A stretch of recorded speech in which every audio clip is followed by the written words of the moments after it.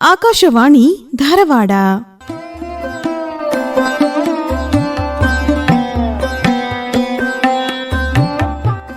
ಹಿರಿಯ ಚಿಂತಕರು ರಾಮಚಂದ್ರ ಧೋಂಗಡೆ ಅವರೊಂದಿಗೆ ಸಂದರ್ಶಿಸುತ್ತಾರೆ ಶರಣಬಸವ ಚೋಳಿನ್.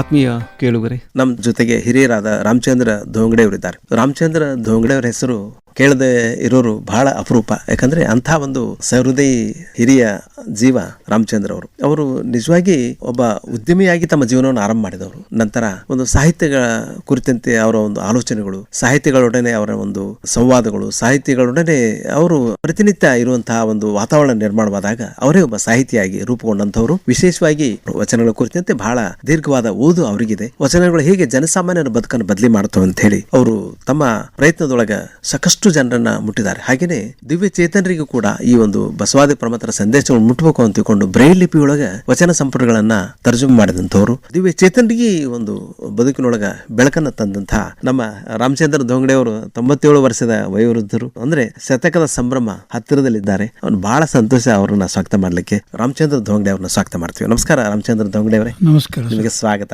ಸುಸ್ವಾಗತ. ರಾಮಚಂದ್ರ ಧೋಂಗಡೆ ಅವರೇ, ನಮ್ಮ 75 ವರ್ಷಗಳ ಸಂಭ್ರಮ ಅದ. ನೀವು ಆಗ್ಲೇ 95 ದಾಟಿದ್ದೀರಿ. ನಿಮಗೆ ಸಣ್ಣ ತಂಗಿ ಇದ್ದಂಗ ಆಕಾಶವಾಣಿ ಅಂದ್ರೆ. ಆಕಾಶವಾಣಿಯ ಒಂದು ಮೊದಲ ನೆನಪುಗಳೇನಿದೆಯಲ್ಲ, 75 ವರ್ಷಗಳ ಈ ಒಂದು ಸಂಭ್ರಮವಾದ ವಾಣಿ ಇದೆಯಲ್ಲ, ಧಾರವಾಡ ಆಕಾಶವಾಣಿ ಹೇಗೆ ಸಾಂಸ್ಕೃತಿಕ ರಾಯಭಾರಿಯಾಗಿ ಉತ್ತರ ಕರ್ನಾಟಕದೊಳಗೆ ಹೆಸರು ಮಾಡಿದೆ? ತಮ್ಮ ಒಂದು ಅನಿಸಿಕೆಗಳು. ಆಕಾಶವಾಣಿ 1950ರಲ್ಲಿ ಏನು ಪ್ರಾರಂಭ ಆಯ್ತು. 51ನೇ ಇಸ್ವಿಯಲ್ಲಿ ನಾನು ಇಲ್ಲೇ KSRTCಯಲ್ಲಿ ಬಂದು ಜಾಯಿನ್ ಆದೆ. ನಾನು ಅವಾಗ 51ರಿಂದ ನಾನು ಆಕಾಶವಾಣಿಯ ಸಂಪರ್ಕದಲ್ಲಿದ್ದೇನೆ. ಅನೇಕ ಕಾರ್ಯಕ್ರಮಗಳು ಇದ್ದಾಗ ಅಥವಾ ನಾನು ಅನೇಕ ಕಾರ್ಯಕ್ರಮಗಳಿಗೆ ಇಲ್ಲಿ ನನಗೆ ಆಕಾಶವಾಣಿಗೆ ಬಂದು ಮಾಡ್ಲಿಕ್ಕೆ ಅನುಕೂಲ ಮಾಡಿ ಕೊಟ್ಟಿದ್ದರು ಅವಾಗೆಲ್ಲ. ಆಮೇಲೆ ಅನೇಕ ಸಂಗೀತಗಾರರು, ಮಲ್ಲಿಕಾರ್ಜುನ್ ಮನ್ಸೂರ್ ಅವರು ಮತ್ತು ಅವರು ಸಂಪರ್ಕಿಸದೇ ಇತ್ತು ನನಗೆ. ನಾವು ಇಲ್ಲಿ ಒಂದು ಇಲೆಕ್ಟ್ರಾನಿಕ್ ಅಂಗಡಿ ಮಾಡಿದ್ವಿ. ಆಕಾಶವಾಣಿ ನಾವು ರೇಡಿಯೋ ವಿತರಕರಾಗಿದ್ವಿ ಅವಾಗ. ಫಿಲಿಪ್ಸ್ ರೇಡಿಯೋ ಯಾರೂ ಮಾಡಿದ್ದಿಲ್ಲ ಧಾರವಾಡದಲ್ಲಿ. ಫಿಲಿಪ್ಸ್ ರೇಡಿಯೋ ಮಾಡಿ, ಹೀಗಾಗಿ ಅನೇಕ ಸಾಹಿತಿಗಳು, ಸಂಗೀತಗಾರರು ನಮ್ಮ ಕಡೆ ಬರ್ತಿದ್ರು. ಅವರೆಲ್ಲ ಪರಿಚಯ ಆಗ್ತಿತ್ತು. ಸಾಹಿತಿಗಳ ಜೊತೆ ಬರ್ತಿದ್ರು. ಆಕಾಶವಾಣಿಯೊಳಗೆ ಏನು ಕಾರ್ಯಕ್ರಮಗಳಾಗ್ತಾವ ಅದರಲ್ಲಿ ಭಾಗವಹಿಸ್ತಿದ್ದೆ ನಾನು. ಸಾಹಿತ್ಯದ, ಸಂಗೀತದಿರಲಿ, ಯಾವುದೇ ಕಾರ್ಯಕ್ರಮ ಆದರೂ ಅವಾಗಿನಿಂದ 51ನೇ ಇಸ್ವಿಯಿಂದ ನಾನು ಆಕಾಶವಾಣಿ ಧಾರವಾಡ ಜೊತೆ ಸಂಪರ್ಕದಲ್ಲೇ ಇದ್ದೇನೆ. ಬಹಳ ಸಂತೋಷ ರಾಮಚಂದ್ರ ಧೋಂಗಡೆ ಅವರೇ. ನಮ್ಮ ಚಿಂತನದ ರೂವಾರಿ, ನೀವು ಸಾಕಷ್ಟು ಚಿಂತನೆಗಳನ್ನು ತಮ್ಮ ಆಕಾಶವಾಣಿಯಲ್ಲಿ ಕೊಟ್ಟಿದ್ದೀರಿ. ಆಕಾಶವಾಣಿ ಬಗ್ಗೆ ಉತ್ತಮ ಮಾತುಗಳನ್ನು ಹೇಳಿದ್ದೀರಿ. ಒಂದು 50 ಚಿಂತನ ನಾನು ಕೊಟ್ಟಿರಬಹುದು.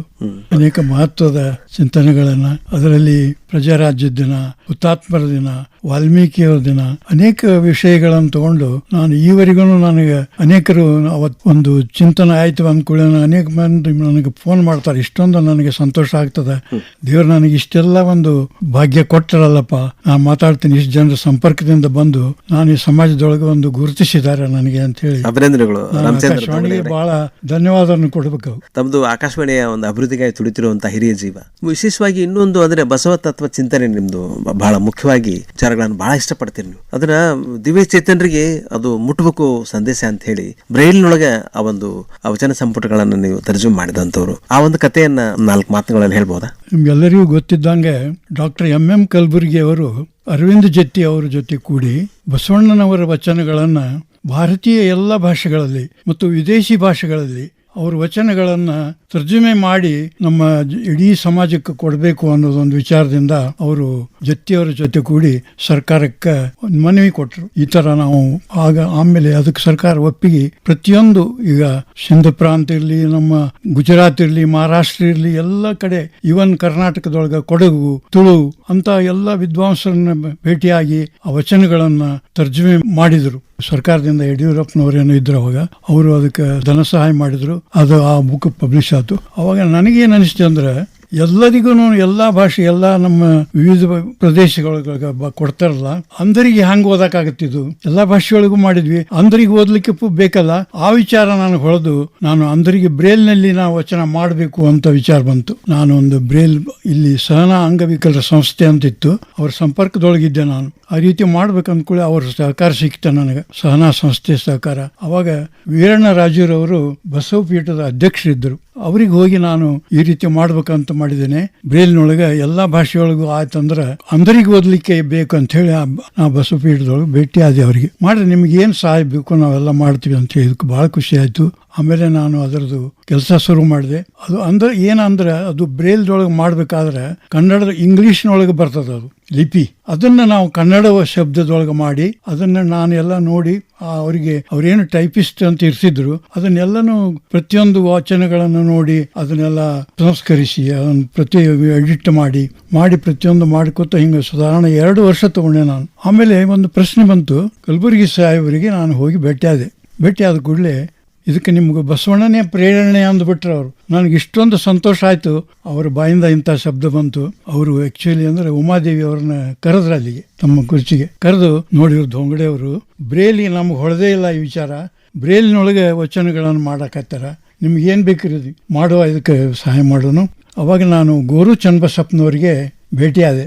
ಈ ರೀತಿ ನಾವು ಮಾಡ್ಬೇಕಂತ ಮಾಡಿದ್ವಿ ಅನ್ಕೊ. ಅವರು ಶಿವರಾತ್ರಿ ಸ್ವಾಮಿಗಳಿಗೆ ಹೇಳಿ ಈ ರೀತಿ ಮಾಡಿದ್ರು. ಎಷ್ಟು ಪುಸ್ತಕ ಮಾಡಿದ್ರು? 2014 ಒಂದು 100 ಪುಸ್ತಕ ಮಾಡಿದ್ವಿ ನಾವು ಮೊದಲು. ಅದು ಶರಣ ಸಾಹಿತ್ಯ ಪರಿಷತ್ನವರ ಸಹಾಯದಿಂದ ಸ್ವಾಮಿಗಳೇ ಮಾಡಿದ್ರು. ನಂತರ ಅದನ್ನ ಮರುಮುದ್ರಣ ಆಯ್ತಾ? ಮರುಮುದ್ರಣ ಆಗಿದೆ. ಮೊದಲನೇದು ಅಖಿಲ ಭಾರತ ಶರಣ ಸಾಹಿತ್ಯ ಪರಿಷತ್ನೊಳಗ ಚಂದಾವರ್ಕರ್ ಅವರು ಈ ಉದ್ಘಾಟನೆ ಮಾಡಿದ್ರು ಆ ಪುಸ್ತಕವನ್ನ. ಅಂದ್ರೆ ಮತ್ತೆ ಇನ್ನೂ ಎಷ್ಟು ಪುಸ್ತಕಗಳಾಗಿದೆ? ಆಮೇಲೆ ಅದು 100 ಪುಸ್ತಕ ಕೇವಲ ಆದದ್ದಕ್ಕೆ ನಮ್ಗೆ ಸ್ಯಾಟಿಸ್ಫ್ಯಾಕ್ಟರಿ ಆಗ್ಲಿಲ್ಲ ಅಂತ ಹೇಳಿ ಬೇರೆ ಬೇರೆ ಸಂಸ್ಥೆಯೊಳಗ ರೋಟರಿ ಕ್ಲಬ್ ಅವ್ರಿಗೆ ಇವ್ರಿಗೆ ಎಲ್ಲರಿಗೂ ಭೇಟಿಯಾಗಿ ಮತ್ತೊಂದು 100-200 ಪುಸ್ತಕ ಮಾಡಿದ್ವಿ ನಾವು. ಈಗ ಎಷ್ಟು ಪುಸ್ತಕಗಳನ್ನು ಪ್ರಕಟಣೆ ಮಾಡಿದ್ರಿ? ಸಾಧಾರಣ ಟೋಟಲಿ ಒಂದು 400-500 ಮಾಡಿದ್ವಿ. ಬಹಳ ಸಂತೋಷ ರಾಮಚಂದ್ರ ಧೋಂಗಡೆ ಅವರು. ನೋಡ್ರಿ, ಈ ಒಂದು ಪುಸ್ತಕಗಳು ಮಾಡಿದ್ರಲ್ಲ, ನಮ್ಮ ಒಂದು ದಿವ್ಯ ಚೇತನ ಪ್ರತಿಕ್ರಿಯೆ ಹೆಂಗೆ? ಸಾಕಷ್ಟು ಜನ ಓದ್ತಾ ಇದಾರೆ? ಹೇಗೆ ಪ್ರತಿಕ್ರಿಯೆ? ಓದ್ತಾರ, ಎಲ್ಲರೂ ಓದ್ತಾರ. ಆಮೇಲೆ ಒಂದೇ ನಿಮಗೊಂದು ವಿಷಯ ಹೇಳ್ಬೇಕಂದ್ರ, ಆ ಸಾಹಿತ್ಯ ಪರಿಷತ್ನೊಳಗೆ ನಾವು ಒಂದು ಸ್ಟಾಲ್ ಕೊಟ್ಟಿದ್ರು ನಮ್ಗೆ. ಅಲ್ಲಿ ಈ ಬ್ರೇಲ್ ಪುಸ್ತಕಗಳನ್ನು ಇಟ್ಟಿದ್ವಿ ನಾವು. ಅವರು ಅಂದರು ಬಂದು ಇಷ್ಟೊಂದು ಅವ್ರು ತೋರಿಸಿದ್ರು ತಮ್ಮದು. ನಮ್ಮ ಗುರುಗಳು ನಮ್ಗೆ ಒಂದು 5-10 ವಚನಗಳನ್ನು ಹೇಳ್ತಿದ್ರು. ಈಗ ನಾವು ಬ್ರೇಲ್ ಪುಸ್ತಕನ ಕೊಡ್ತೀರಿ ನಮ್ಮ ಕೊಳಗೆ, ಅದ್ರೊಳಗೆ ಯಾವ ವಚನ ಬೇಕು ಅದನ್ನು ತಗೊಂಡು ನಾವು ಸಂಗೀತಕ್ಕೆ ಅಳವಡಿಸ್ಕೊಂಡು ಮಾಡ್ಲಿಕ್ಕೆ ನಮ್ಗೆ ದೊಡ್ಡ ಕೆಲಸ ಆಯ್ತು ಅಂದ್ರು. ಆಮೇಲೆ ಇದು ಅವ್ರಿಗೆ ಹಂಚಲಿಕ್ಕೆ ಆಗ್ಲಿಲ್ಲ. ತನ್ವೀರ್ ಸೇಠ್ ಅಂತ ಗ್ರಂಥಾಲಯದ ಮಂತ್ರಿಗಳಿದ್ರು, ಅವರಿಗೆ ನಾನು ಭೇಟಿಯಾದೆ. ಈ ರೀತಿ ನಾವು ಪ್ರಯತ್ನ ಮಾಡಿ ಸಾವಿರಾರು ಪುಸ್ತಕ ಕೊಟ್ಟರು ಇನ್ನೂ ಅಂದರಿಗೆ ಮುಟ್ಟಕ್ಕಾಗಿಲ್ಲ. ಇದಕ್ಕೆ ಏನು ಹಿಂಗೆ ಮಾಡಬೇಕು, ಅದಕ್ಕೆ ಗ್ರಂಥಾಲಯದಲ್ಲಿ ಆದರೂ ಇಡ್ರಿ ತಿಳ್ಕೊಳ್ಳಿ ಅವರು ಅನೌನ್ಸ್ ಮಾಡಿದರು. ಅದು ಗ್ರಂಥಾಲಯದ ವಾರ ಇತ್ತು. ಗ್ರಂಥಾಲಯದ ಮಂತ್ರಿಗಳು ಗ್ರಂಥಾಲಯಗಳು ಇದಾವ ಈಗ? ಗ್ರಂಥಾಲಯದಲ್ಲಿ ಆಗಿಲ್ಲ, ಇವರಿಗೇನು ಆಗಿಲ್ಲ. ಅದು ಆಗ್ಬೇಕು ಅಂತ ನಮ್ಮ ವಿಚಾರ. ರಾಮಚಂದ್ರ ಧೋಂಗಡೆ ಅವರೇ, ನೋಡ್ರಿ, ಈಗ ಬೇಂದ್ರೆ ಒಂದ್ ಮಾತು ಹೇಳ್ತಾರ, ಅಂದ್ರೆ ಬೇಂದ್ರೆ ಅಕ್ಕನ ಅಂತ ಹೇಳಿ. ನೀವು ಕೂಡ ಸಾಕಷ್ಟು ಸವಾಲುಗಳನ್ನ ಎದುರಿಸ್ತೀರಿ. ಸಣ್ಣ ವಯಸ್ಸಿನೊಳಗ ಮಗ ತೀರ್ಕೊಂಡ, ಆದ್ರೂ ಕೂಡ ಜೀವನದೊಳಗ ಒಂದು ಉತ್ಸಾಹವನ್ನು ಹುಡುಕಿದ್ರಿ ನೀವು. ಅಂದ್ರೆ ನಾವು ಯಾವಾಗ್ಲೂ ಕೂಡ ಒಂದು ನೌಕರಿ ಮಾಡಿದ ನಂತರ ವಿಶ್ರಾಂತಿ ಜೀವನ ಕಳಿಬಹುದು, ನೀವು ಹಂಗೆ ಕಳಿಲಿಲ್ಲ. ಉದ್ಯಮದೊಳಗೆ ಇದ್ರೂ ಕೂಡ ನೀವು ಒಂದು ಪರ್ಯಾಯವಾಗಿ ಸಾಹಿತ್ಯದ ಬಳಗವನ್ನ ಕಟ್ಕೊಂಡ್ರಿ. ಅದು ಮೂಲಕ ನೀವು ಸಮಾಜವನ್ನ ತಲುಪಿದ್ರಿ. ಹೀಗಾಗಿ ಒಂದು ಒಳ್ಳೆ ವಿಚಾರಗಳಿಂದ ಮಾನವ ನಾವು ಬಹಳ ವಿಚಾರ ಮಾಡೋದ್ರಿಂದ ಒಂದು ಶ್ರೀಮಂತ ಆಗ್ತಾನಂತಾರ. ನಮ್ಮ ವಿಚಾರಗಳಿಂದ ನಾವು ಶ್ರೀಮಂತ ಆಗ್ಬೇಕು. ಅದಕ್ಕೆ ತಾವು ಉದಾಹರಣೆ. ಹೇಗೆ ತಮ್ಮ ಈ ಒಂದು ಅನುಭವ ಏನಿದೆಯಲ್ಲ ಸಾಹಿತಿಗಳೊಡನೆ, ಒಂದು ಬಳಗದೊಡನೆ, ಒಟ್ಟಾರೆಯಾಗಿ ನೀವು ಒಂದು ಸೇವಾ ಮನೋಭಾವ ನಿಮ್ಮಲ್ಲಿ ಇದೆಯಲ್ಲ, ಒಂದು ಜ್ಞಾನದ ಸೇವಾ ಮನೋಭಾವ, ಅದರಿಂದ ನಿಮ್ಗೆ ಹೆಂಗೆ ಜೀವನ ಯಶಸ್ವಿಯಾಗಿ ಮುಂದುವರೆದಂತ ಭಾವನೆ ಅದು? ನಾನು ಕರ್ನಾಟಕ ಕಾಲೇಜಿನಲ್ಲಿ 1949ರಲ್ಲಿ ವಿದ್ಯಾರ್ಥಿಯಾಗಿದ್ದೆ. ನಾನು ಸೈನ್ಸ್ ತಗೊಂಡಿದ್ದೆ ಅವಾಗ. ಆದರೆ ನನಗೆ ಮೊದಲಿನಿಂದನೂ ಸಾಹಿತ್ಯ, ಸಂಗೀತ, ನಾಟಕ ಇದರಲ್ಲಿ ಭಾಗವಹಿಸ್ತಿದ್ದೆ. ಅನೇಕ ಇಂಗ್ಲಿಷ್ ಶಾಲೆಯಲ್ಲಿ ಸುಧಾಕ ನಾನು ಸ್ಪೋರ್ಟ್ಸ್ ಅನ್ರಿ, ನಾಟಕ ಅನ್ರಿ, ಹೀಗೆ ಅನೇಕ ವಿಷಯ ಇದರ ಬಗ್ಗೆ ಸಾಂಸ್ಕೃತಿಕ ಕಾರ್ಯಕ್ರಮಗಳನ್ನು ಮಾಡ್ತಿದ್ದೆ. ಕಾಲೇಜ್ ನನಗೆ ಕಂಟಿನ್ಯೂ ಮಾಡಲಿಕ್ಕೆ ಅನಾನುಕೂಲ ಆಗಿ ನಾನು ನೌಕರಿಗೆ ಹೋಗ್ಬೇಕಾಯ್ತು. ಆಮೇಲೆ ನಾನು BA ಕನ್ನಡ ವಿಷಯ ತಗೊಂಡು ಎಕ್ಸ್ಟರ್ನಲ್ ಡಿಗ್ರಿ ಮಾಡಿಕೊಂಡೆ. ನಿವೃತ್ತಿಯ ನಂತರ 50ನೇ ವಯಸ್ಸಿಗೆ ನಾನು ಇನ್ನೂ ನಿವೃತ್ತಿ ಆಗಿದ್ದಿಲ್ಲ. ಅವಾಗ ನಾನು ಎಕ್ಸ್ಟರ್ನಲ್ BA ಕನ್ನಡ ತಗೊಂಡು BA ಪಾಸಾಗಿ ಸಾಹಿತ್ಯದ ಮೊದಲಿಂದ ಓದ್ತಾ ಇರ್ತಿದ್ದೆ ನಾನು. ಆಮೇಲೆ ನಾನೊಂದು ಹೇಗೆ ಸಾಹಿತ್ಯ ನಿಮ್ಮ ಜೀವನದೊಳಗೆ ಹೆಂಗ್ ಸಹಕಾರಿ ನಿಮ್ಗೆ ಹೊಸ ವಿಚಾರಗಳನ್ನ ತಂದದ, ಮತ್ತೆ ನಿಮ್ಗೆ ಹೊಸ ಉತ್ಸಾಹವನ್ನು ತಂದದ? ಹೇಗೆ? ನನ್ನ ಜೀವನಾನೇ ಸಾಹಿತ್ಯ. ನಾ ಹೇಳ್ಬೇಕಂದ್ರೆ ಏನಂದ್ರೆ, ಅದನ್ನ ನಾನು, ನಮ್ಮ ತಂದೆಯವರು ಜಮೀನ್ದಾರಿದ್ರು, ಅದೆಲ್ಲ ಬಡತನ ಬಂತು. ಜಮೀನ್ದಾರಿ ಹೋಗ್ಮೇಲೆ ನಮ್ಮ ತಾಯಿ ಬಹಳ ಕಷ್ಟದಿಂದ ನನಗೆ ಎಜುಕೇಶನ್ ಕೊಟ್ಲು. ಅದು ಸಾಹಿತ್ಯದ ಬಗ್ಗೆ ನನಗೆ ಇಂಟ್ರೆಸ್ಟ್ ಇತ್ತಲ್ಲ. ಪ್ರತಿ ದಿವಸ ನನ್ನ ನೌಕರಿಯಿಂದ ಅದು ಬಂದ ಕೂಡಲೇ ನಾನು ಬರೀ ಸಾಹಿತ್ಯ ಓದೋದು, ಸಾಹಿತ್ಯದ ಕಾರ್ಯಕ್ರಮಗಳನ್ನು ನೋಡೋದು, ಸಂಗೀತ ಕಾರ್ಯಕ್ರಮಕ್ಕೆ ಹೋಗೋದು. ಅನೇಕ ಪುಸ್ತಕಗಳನ್ನು ನನ್ನ ಹತ್ರ 2-3 ಸಾವಿರ ಸಾಹಿತ್ಯದ ಪುಸ್ತಕಗಳದಾವ ಇವರಿಗೂ, ಅವನು ಓದೋದು. ಹೀಗಾಗಿ ನಾನು ಮತ್ತೆ ಸಾಹಿತ್ಯಗಳ ಸಂಪರ್ಕ. ಮತ್ತೆ ಧಾರವಾಡದಲ್ಲಿ ಯಾವುದೇ ಸಾಹಿತ್ಯ ಕಾರ್ಯಕ್ರಮ ಇದ್ರೂ ಕೂಡ ತಾವು ಇರ್ತಿರಲ್ಲ? ಅದನ್ನು ಬಿಟ್ಟು ಇರ್ಲಿಲ್ಲ ಇಲ್ಲ. ವಿದ್ಯಾವರ ಸಂಘದೊಳಗೆ ನೀವು ಕಾಯಂ ಸದಸ್ಯರು. ಅದು ನನ್ನ ಜೀವನ. ಅದು ನನಗೆ ತಪ್ಪಿಸಿದ್ರೆ ಒಂಥರ ಅಸಂತೋಷ ನನಗೆ. ಅದಕ್ಕೆ ಯಾವುದೋ ವಿದ್ಯಾವರ್ಗ ಸಂಘ ಇರಲಿ, ಎಲ್ಲೇ ಇರಲಿ, ಯೂನಿವರ್ಸಿಟಿ ಒಳಗಿರಲಿ. ಮತ್ತು ಇನ್ನೊಂದಂದ್ರೆ ಎಲ್ಲ ಸಾಹಿತಿಗಳು ನಮ್ಮ ಅಂಗಡಿಗೆ ಬರ್ತಿದ್ರು. ಫಿಲಿಪ್ಸ್ ರೇಡಿಯೋ ಡೀಲ್ ಮಾಡ್ತಿದ್ವಲ್ಲ, ಈಗ ಅವ್ರದ್ದು ಸಂಪರ್ಕ, ಆಕಾಶವಾಣಿ ಸಿಬ್ಬಂದಿಯವರು ಪ್ರತಿಯೊಬ್ಬರು ನನಗೆ ಪರಿಚಯ. ಹೀಗಾಗಿ ಸಾಹಿತಿಗಳು ಪ್ರತಿಯೊಬ್ಬರು ಬರೋರು. ಕಾಪ್ಸೆ ಸರ್ ಬರ್ತಿದ್ರು, ಚನ್ವೀರ್ ಕಣಿಯವರು ಬರ್ತಿದ್ರು. ನಮ್ಮ ಬಾಜುಕ ವಾಗಳೆ ಅಂತ ಡಾಕ್ಟರ್ ಇದ್ರು, ಅವ್ರ ಫ್ಯಾಮಿಲಿ ಡಾಕ್ಟರು. ಇವರಿಗೆ ಕಣಿಯವರಿಗೆ ನಮ್ಮ ಮಲ್ಲಿಕಾರ್ಜುನ್ ಮನ್ಸೂರ್ ಅವರೆಲ್ಲ ಬಂದು ಕೂಡ್ತಿದ್ರು. ಹೀಗಾಗಿ ನನಗೆ ಇಷ್ಟೊಂದು ಸಂತೋಷ ಅಂದ್ರೆ ಇಂತಿಂಥ ದೊಡ್ಡ ಸಾಹಿತಿಗಳ ಪರಿಚಯ. ಅವರು ವೀರಣ್ಣ ರಾಜರವರು ನಾನು ಕೂಡ ಪುಸ್ತಕ ಕೊಡ್ತಿದ್ರು ಓದಲಿಕ್ಕೆ. ಎಷ್ಟೊಂದು ವಿಚಾರಗಳನ್ನು ಅವ್ರ ಜೊತೆ ನಾವು ಸಂಪರ್ಕದೊಳಗೆ ಇರ್ತೀವಿ. ನೋಡ್ರಿ ರಾಮಚಂದ್ರ ಧೋಂಗಡೆ ಅವರೇ, ಸಾಂಸ್ಕೃತಿಕವಾಗಿ ನಮ್ಮ ಧಾರವಾಡ ರಾಜಧಾನಿ ಅಂತಾನೆ ಲೆಕ್ಕ. ಸಾಹಿತ್ಯ, ಸಂಗೀತ, ನಾಟಕ ಇವೆಲ್ಲದಕ್ಕೆ ಒಂದು ತವರು ಮನೆ. ಅಂಥ ಒಂದು ಧೀಮಂತ ಪ್ರದೇಶದೊಳಗೆ ತಾವು ಅದನ್ನ ಲಾಭ ಮಾಡ್ಕೊಂಡ್ರಿ. ಅಂದ್ರೆ ಸಾಹಿತ್ಯಿಕವಾಗಿ ತಮ್ಮನ್ನು ತಾವು ಗುರುತಿಸಿಕೊಂಡು ಆ ಒಂದು ಬಳಗದ ಸದಸ್ಯರನ್ನು ಹುಡುಕಿ ನೀವು ಇವತ್ತು ಜೀವನದೊಳಗೆ ಸಾಕಷ್ಟು ಯಶಸ್ಸನ್ನು ಕಂಡಿರಿ. ನೀವು 95ರ ಇಳಿ ವಯಸ್ಸಿನಲ್ಲಿ ಕೂಡ ನೀವು ಉತ್ಸಾಹದಿಂದ ಜೀವನ ಮಾಡ್ತಾ ಇದ್ರಿ. ಕಾರಣ ಅಂದ್ರೆ ನಿಮ್ಮ ವಿಚಾರ ಶ್ರೀಮಂತಿಕೆ, ವಿಚಾರಗಳಿಂದ ನೀವು ಸಾಕಷ್ಟು ಶ್ರೀಮಂತವಾಗಿದ್ದೀರಿ. ಅದನ್ನು ಸಾಕಷ್ಟು ಜನರಿಗೂ ತಲುಪಿಸಿದಿರಿ. ಹೀಗೆ ಬರುವ ದಿನಮಾನಗಳಲ್ಲಿ ಇನ್ನೂ ಹೆಚ್ಚು ಹೆಚ್ಚು ಜನರಿಗೆ ತಲುಪಿ, ಮತ್ತೆ ರಾಮಚಂದ್ರ ಧೋಂಗಡೆ ಅಂತ ಕೇಳದೇ ಇದ್ದವರು ಬಹಳ ಅಪರೂಪ. ನಿಮ್ಮ ಒಂದು ಸೇವೆ ಏನಿದೆಲ್ಲ ಅನವರತ ಮುಂದುವರಿಲಿ, ಸಾಹಿತ್ಯಿಕ ಸೇವೆ ಹೀಗೆ ಮುಂದುವರಿಲಿ ಅಂತ ಆಸೆ ಮಾಡ್ತೀವಿ. ನೂರ್ಕಾಲ ಸಂತೋಷವಾಗಿ ಸುಖವಾಗಿ ಜೀವನ ಮಾಡಿ ಅಂತ ಹೇಳಿ ಏನು ಹೇಳಬೇಕಂತೀರಿ ಹೇಳಿ. ಸಾಹಿತ್ಯದ ಕೆಲಸ ಅನೇಕ ಸಾಹಿತಿಗಳಿದ್ದಾರೆ ಮಾಡ್ತಾರೆ. ನಾನೇನು ಈ ಸಹನಾ ಸಂಸ್ಥೆ ಸಂಪರ್ಕದೊಳಗೆ ಬಂದೆ, ನನ್ನ ವಿಚಾರ ಏನಂದ್ರೆ ಸಾಹಿತ್ಯ ಇದನ್ನ ಅಂಧರಿಗೇನೆ ಹೆಚ್ಚು ನಾನು ಕೆಲಸ ಮಾಡಬೇಕು ಅಂತ ವಿಚಾರ ಬಂತು. ಬಸವಣ್ಣವ್ರ ವಚನ ಮಾಡಿದ ಮೇಲೆ ಚಾಮರಸರ ಪ್ರಭುಲಿಂಗ ಲೀಲೆ ಹಳೆಗನ್ನಡದೊಳಗೆ 1400 ಷಟ್ಪದಿ ವಚನಗಳು. ಅವ್ರಿಬ್ಬರೇ ಓದ್ಲಿಕ್ಕೆ ಆಗ್ಲಿಕ್ಕಿಲ್ಲ, ಅಂಥದ್ದೊಂದು ವಚನಗಳನ್ನು ಸದ್ಯಕ್ಕೆ ಮಾಡಿದೆ ನಾನು. ಆಮೇಲೆ ಕಲಬುರಗಿ ಸರ್ದು ವಚನ ವರ್ಷ ಅಂತಿತ್ತು, ಅದು 15 ಮುದ್ರಣ ಆಗಿದೆ. ಅವರು ಉಮಾದೇವಿಯವರು ನಾನು ಕರೆದು ಒಂದು ದಿವಸ ಹೇಳಿದರು, ಇಷ್ಟೆಲ್ಲ ನೀವು ಮಾಡಿ ನಮ್ಮ ಕಲಬುರಗಿ ಸರ್ದು ಇದನ್ನು ಮಾಡಬೇಕು ಅಂತ. ಅದನ್ನು ಅದರೊಳಗೆ ಕಠಿಣ ಶಬ್ದಾರ್ಥಗಳು ಇದ್ದಿಲ್ಲ, ಬರೀ ವಚನಗಳಿದ್ದು. ಕಠಿಣ ಶಬ್ದಾರ್ಥಗಳನ್ನು ಹಾಕಿ ಅದನ್ನು ಮಾಡಿಕೊಟ್ಟೆ. ಆಮೇಲೆ ಅನೇಕ ನಮ್ಮ ಬೇಂದ್ರೆ, ಕುವೆಂಪು, ಅನೇಕ ಸಾಹಿತಿಗಳ ಸಂಸ್ಥೆ ಅದರೊಳಗೆ ಏನು ದೊಡ್ಡ ದೊಡ್ಡ ಅವರು ಪುಸ್ತಕಗಳವ ಅವನ್ನ ಬರೆಯಲಿಗೆ ಮಾಡಿದೆ ನಾನು. ಸಾಧಾರಣ 50 ನರಸಿಂಹ ಸ್ವಾಮಿಗಳದ್ದು ಎಲ್ಲ ಕವಿಗಳು.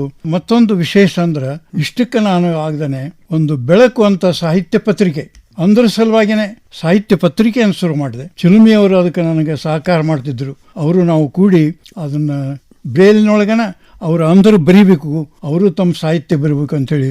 ರಾಮಚಂದ್ರ ಧೋಂಗಡೆ ಅವರೇ, ನೀವು ದಿವ್ಯ ಚೈತನ್ಯ ಬಾಳಿನ ಬೆಳಕಾಗಿದ್ದೀರಿ. ಖಂಡಿತವಾಗಿ ಕೂಡ ಬಹಳ ಸಂತೋಷದ ವಿಚಾರ. ಆಕಾಶವಾಣಿ ಜೊತೆ ನಿಮ್ದು ಮಧುರವಾದ ಸಂಬಂಧವನ್ನು ಕೂಡ ಹೇಳ್ಕೊಂಡ್ರಿ. ನಮ್ಮೆಲ್ಲ ಆತ್ಮೀಯ ಕೇಳುಗರ ಪರವಾಗಿ ಹೃತ್ಪೂರ್ವಕ ಅಭಿನಂದನೆಗಳು. 100 ಕಾಲ ಹೀಗೆ ಸಂತೋಷವಾಗಿ ನಮ್ಮ ಮಧ್ಯೆ ಜೀವನ ನಡೆಸಿ ಮತ್ತು ಇನ್ನು ಹೆಚ್ಚು ಹೆಚ್ಚು ಜನರಿಗೆ ತಮ್ಮ ಸಾಹಿತ್ಯ ಸೇವೆ ತಲುಪುವಂಗಾಗ್ಲಿ ಅಂತ ಹಾರೈಸ್ತೀವಿ. ನಮ್ಮೆಲ್ಲ ಆತ್ಮೀಯ ಕೇಳುಗರ ಪರವಾಗಿ ಹೃತ್ಪೂರ್ವಕ ಅಭಿನಂದನೆಗಳು, ಧನ್ಯವಾದಗಳು, ನಮಸ್ಕಾರ. ಆಕಾಶವಾಣಿಗೆ ನಾನು ಕೃತಜ್ಞತೆಯನ್ನ ಎಷ್ಟು ಸಮರ್ಪಿಸಿದ್ರು ಕಡಿಮೆ. ಹೇಳಿದ್ನಲ್ಲ, ಈ ಸಂಭ್ರಮದೊಳಗೆ 75ರ ಸಂಭ್ರಮದೊಳಗೆ ನಾನು 51ನೇ ಇಸ್ವಿಯಿಂದಾನು ಆಕಾಶವಾಣಿ ಸಂಪರ್ಕದೊಳಗೆ ಇದ್ದೇನಿಲ್ಲ. ನನಗೆ ಇಷ್ಟೊಂದು ಸಂತೋಷ ಆಗಿದೆ. 75ರ ಸಂಭ್ರಮದೊಳಗೆ ನಾನು ಭಾಗಿಯಾಗಿ ಬರಲಿಕ್ಕೆ ತಿಳಿಸಿದ್ದೇನೆ. ದೇವರು ನನಗೆ ಅನುಗ್ರಹ ಕೊಟ್ಟಿದ್ದಾನೆ. ಅಭಿನಂದನೆಗಳು. ನಮಸ್ಕಾರ. ನಮಸ್ಕಾರ. ನಮಸ್ಕಾರ ರಾಮಚಂದ್ರ. ನಮಸ್ಕಾರ.